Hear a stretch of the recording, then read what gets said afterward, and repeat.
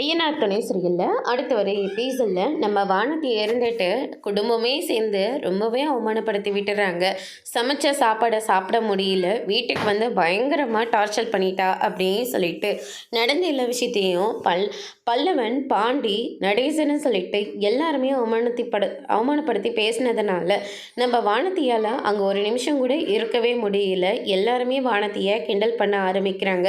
அதனால் காலேஜுக்கு டைம் ஆகுது, வீட்டில் வேறு தேடுவாங்க, நான் கிளம்புறேன் அப்படின்னு சொல்லிட்டு அங்கேருந்து கிளம்பி போயிடுறாங்க. அதுக்கடுத்ததாக வந்து பார்த்திங்கன்னா, என்னடா வீட்டுக்கு போன வானதி இன்னுமே ஃபோன் பண்ணவே இல்லையே அப்படின்னு சொல்லிட்டு வானதிக்கு வந்து ஃபோன் பண்ணுறாங்க. வானதி பாண்டியோட ஃபோனை எடுக்கவே இல்லை. அதுக்கு அடுத்ததாக வந்து பார்த்திங்கன்னா, சரி எப்படி இருந்தாலும் மெக்கானிக் ஷெட்டுக்கு வரதானே போகிறா அப்படின்னு சொல்லிட்டு மெக்கானிக் ஷெட்டுக்கு போயிட்டு ஃபோன் பண்ணி வா அப்படின்ற மாதிரி கூப்பிட்றாங்க.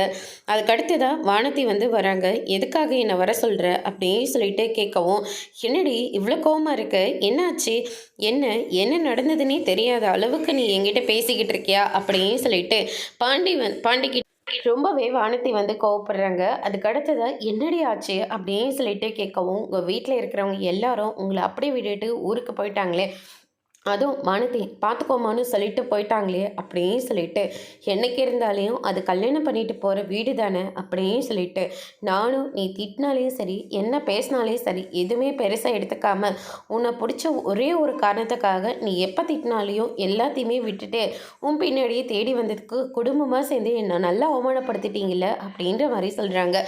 அதோட இன்னைக்கான பிரம முடிச்சிருக்காங்க.